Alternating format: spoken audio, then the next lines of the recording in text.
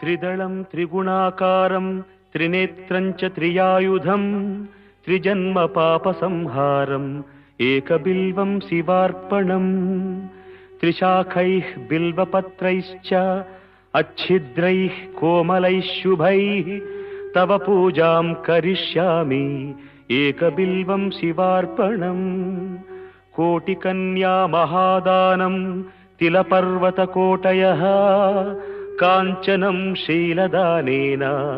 एकबिल्वं शिवार्पणम् काशीक्षेत्रनिवासं च